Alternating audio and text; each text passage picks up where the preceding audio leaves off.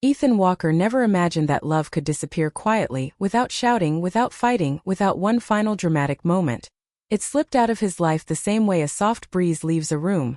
So slowly he didn't realize it was gone until everything felt cold. And he used to believe that when a heart broke it shattered loudly, but his heartbreak arrived like winter creeping across a window, steady and impossible to stop. And it all began the day he met Madison Hale, the girl who became the center of his world before she even realized the power she had over him. He met her in Vancouver during a summer photography program he joined to see new places and clear his head after a stressful year. Madison showed up on the second day, running in late with her camera bag bouncing against her shoulder and her hair tied in a messy bun she clearly hadn't planned, apologizing to the class with a breathless laugh that made everyone smile. But it was Ethan who felt something shift inside him, not an instant fall, but a gentle pull toward her energy, her warmth, the unpolished honesty in everything she did. They weren't assigned partners, but fate placed them side by side during a harbor field assignment where Madison struggled with her lens and Ethan quietly leaned in to help, expecting her to pull away or pretend she knew what she was doing. Instead she laughed at herself and said, "I'm good with feelings, terrible with equipment." And her openness disarmed him because for years he had been surrounded by people who pretended to be perfect, who hid their flaws, who feared judgment, while Madison simply trusted the world to understand her. That one simple moment sparked the beginning of their friendship, a friendship that felt natural from the very first hour.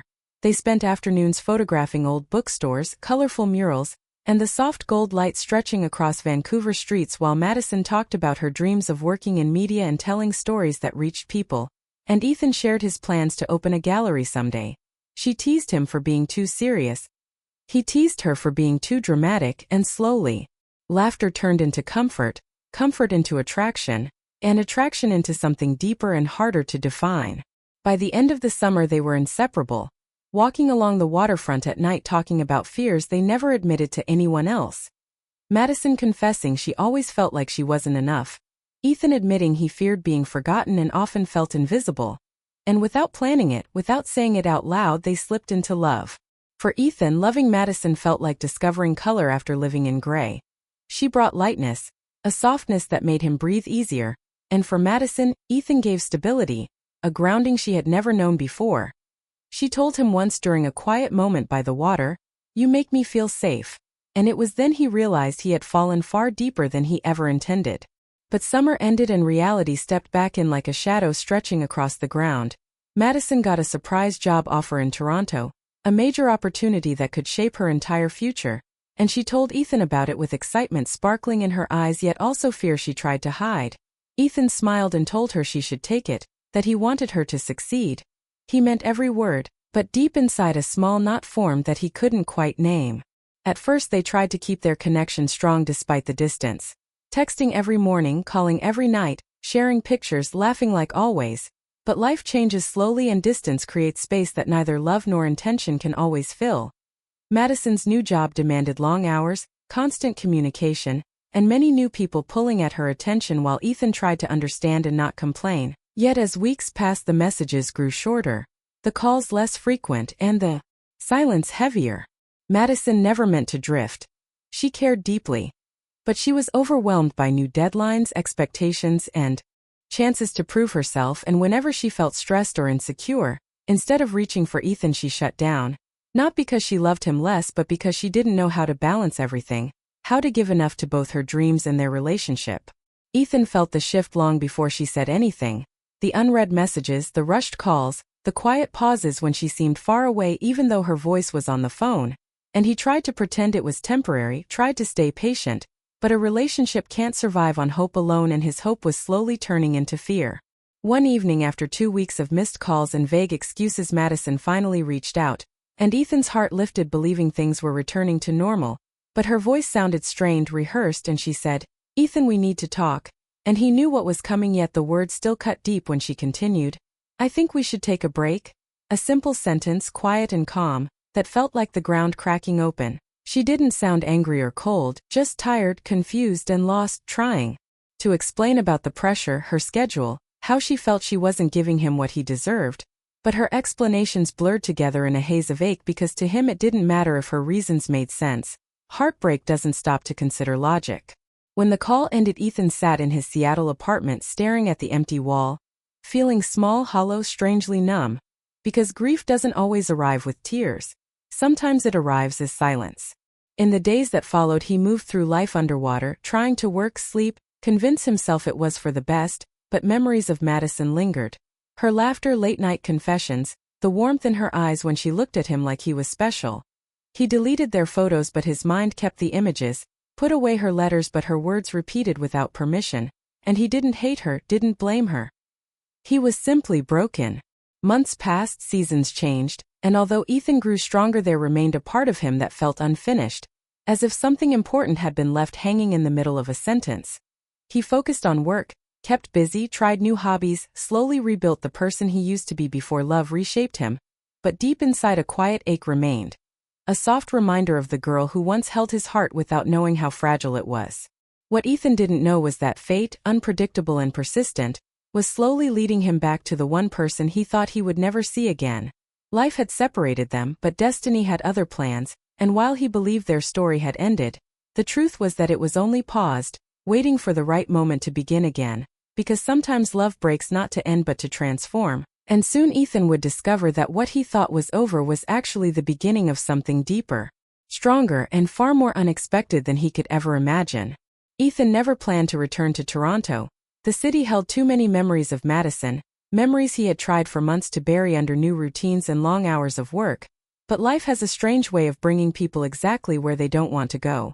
His company invited him to a marketing conference downtown, and turning it down would damage his career.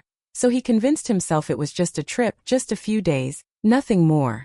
And he certainly didn't expect his past to rise in front of him like a ghost stepping out of the cold winter air. The moment he landed, the city felt different. Faces unfamiliar, streets quicker, cold sharper. Yet as he walked out of the airport, something inside him tightened, because Toronto had once held a future tied to Madison's dreams and his quiet hope that they would build a life together. Now it was just a place to survive until the conference ended. He checked into the hotel early, dropped his bag, tried to distract himself with emails, but memories kept returning. Late-night calls, her excited stories, the way she used to say his name with warmth, and he shook the thoughts away, stepped outside hoping a walk would clear his mind, while city lights reflected on snow-covered sidewalks, casting a soft glow that made everything colder and brighter. Ethan pulled his coat tighter, his footsteps sinking into fresh snow, and decided to grab coffee from a cafe he used to visit with Madison, even though he promised himself he wouldn't go near any places connected to her. Yet something drew him there anyway, maybe habit, maybe curiosity, maybe the part of his heart that still hadn't healed. He had just stepped back onto the main street when he heard a soft, nervous, familiar voice behind him. "Ethan." And he froze, thinking his mind was playing tricks, but when he turned, everything inside him went quiet, because there stood Madison a few feet away, wrapped in a beige coat blending with the snowy background, hair longer than he remembered, eyes filled with fear, hope, regret, or all three at once, while snowflakes clung to her eyelashes, making her look almost unreal, like she had stepped out of a memory. Ethan's breath caught, and months of silence, pain, and trying to forget came rushing back. Within seconds. "Madison," he said, his voice low and controlled, and she nodded slowly, hands trembling slightly, whispering, "I can't believe it's really you." Her voice softer, more careful than it used to be, as if she wasn't sure she had permission to speak to him. Ethan didn't know what to say. He didn't want to be angry, but didn't want to fall apart either, so he asked, "What are you doing here?" And she gave a nervous smile, explaining, "I work nearby. I was leaving the office when I saw you. At first I thought, no, it can't be him, but then you turned and I just..." Her voice fading among the falling snowflakes. Ethan didn't know how to respond. Part of him wanted to walk away. Another part wanted to stay, even though seeing her would open wounds he had tried so hard to close. And Madison swallowed hard, emotions barely contained, asking, "Ethan, can we talk? Just for a few minutes?"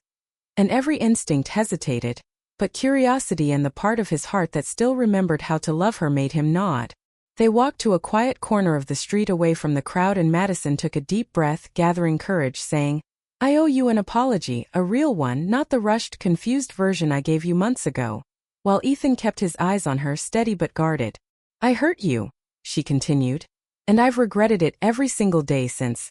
I wasn't cheating, I didn't replace you, I didn't fall for someone else. I just collapsed under everything happening in my life. I shut down, and instead of leaning on you I pushed you away. And Ethan let the silence settle, remembering the unanswered messages, the distant tone, the slow fading that felt like watching a light dim each day. "Why didn't you just talk to me?" he finally asked, and Madison's eyes lowered as she answered. "Because I was afraid. Afraid of holding you back, afraid of slowing myself down, afraid that I wasn't enough for both my dreams and your love.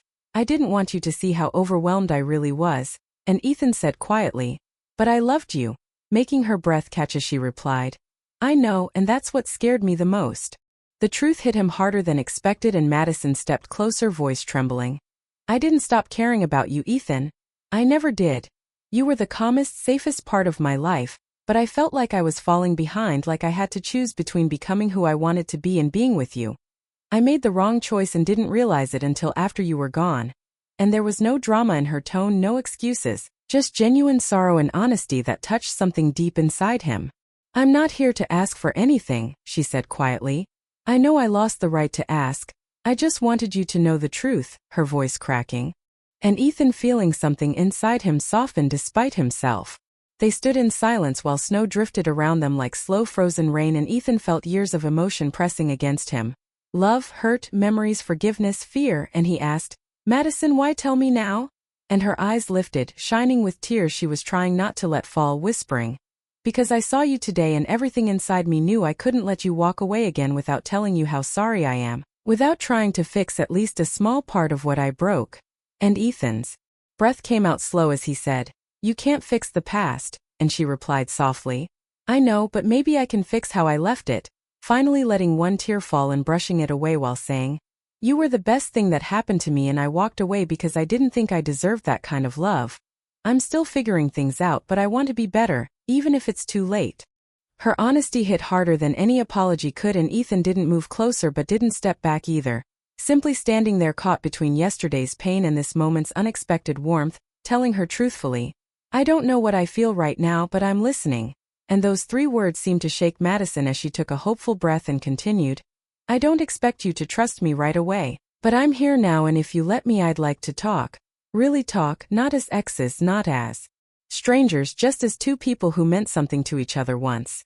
And Ethan looked at her for a long moment, feeling human again. Open, uncertain, strangely alive, and said quietly, "Okay, let's talk," making Madison's eyes brighten with relief that their story wasn't as closed as she feared.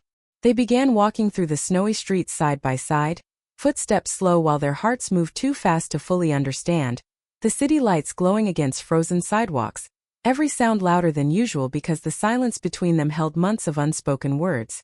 They didn't hold hands, didn't walk too close, simply moved forward like 2 people afraid to break something fragile, Madison stealing small glances trying to read him while Ethan kept his eyes ahead because looking at her too long would bring every buried emotion back.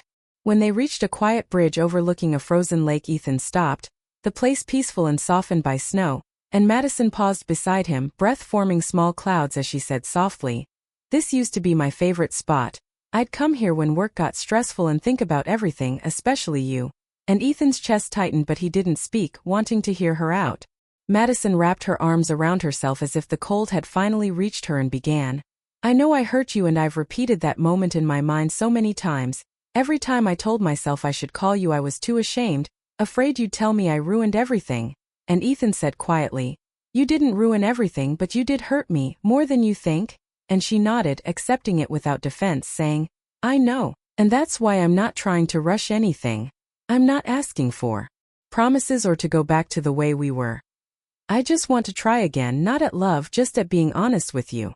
Ethan turned toward her, studying her face. This wasn't the old Madison who acted before thinking. This was someone older, calmer, more aware, and he asked, "What made you realize all this?" And Madison took a long breath, answering, "Loneliness. Not the kind where you're physically alone, but where you're surrounded by people and still feel empty. I had everything I thought I wanted, my job, my new life, new opportunities, but none of it felt right because I wasn't sharing it with the person who mattered most." And Ethan listened without interrupting as she continued, "I used to think needing someone made me weak, but losing you showed me the truth. Loving someone doesn't make you weak, it makes you better.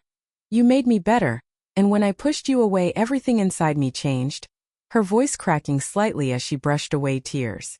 Ethan felt something shift inside him, Not forgiveness yet, but understanding, and he stepped closer without touching her, saying softly, "Madison, do you want me back because you miss me or because you're afraid of being alone?"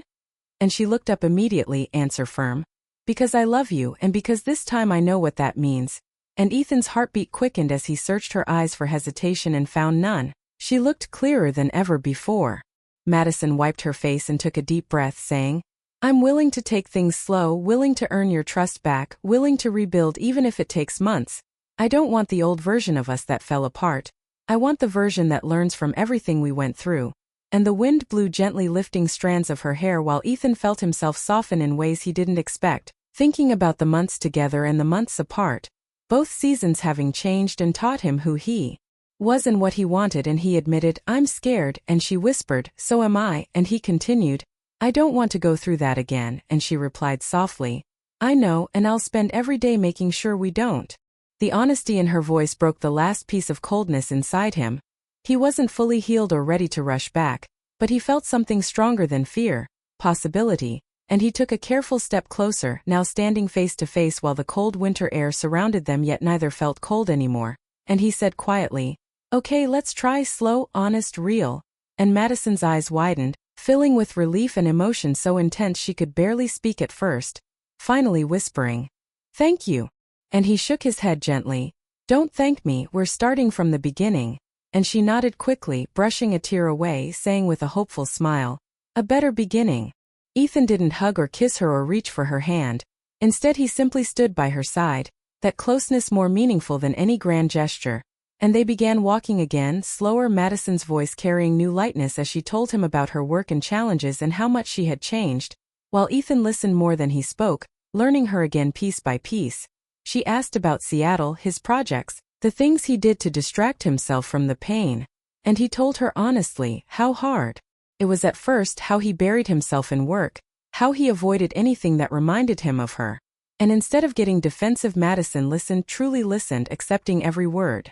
By the time they reached the downtown park where city lights reflected beautifully off the frozen fountain, creating a soft magical glow, Madison slowed down, turning to him and asking quietly, "Can I ask you something?"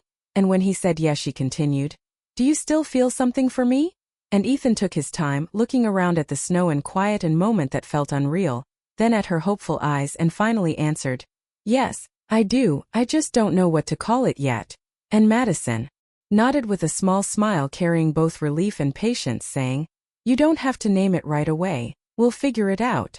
They walked a bit more, talking softly, sharing pieces of themselves they had hidden too long, and somewhere in that conversation a quiet connection settled between them, gentle and warm like the first spark of a fire that hadn't burned in months. When they reached the end of the park, Madison hesitated and asked softly, "Can I give you a hug?" "Just a hug, nothing else." And Ethan paused, then nodded, and she stepped into his arms slowly, carefully, as if afraid he might break, while he wrapped his arms around her with steady warmth that felt familiar and deeply comforting. Not a romantic hug yet, but a healing one, carrying forgiveness, understanding, and a promise of something new. When they pulled apart, Madison whispered, "This means more than you know." And Ethan smiled faintly, "I think it means something for both of us." They didn't make big promises or define their relationship or rush into a new beginning. They simply walked back toward the city side by side, connected by a fragile but growing hope, because sometimes love breaks so it can come back stronger. Sometimes two people fall apart so they can meet again as better versions of themselves. And sometimes fate brings you exactly where you need to be, not to repeat the past but to build something new from it. As Ethan and Madison disappeared into the glowing lights of the winter night, it was clear that their story wasn't over. It was just finally beginning the way it was always meant to.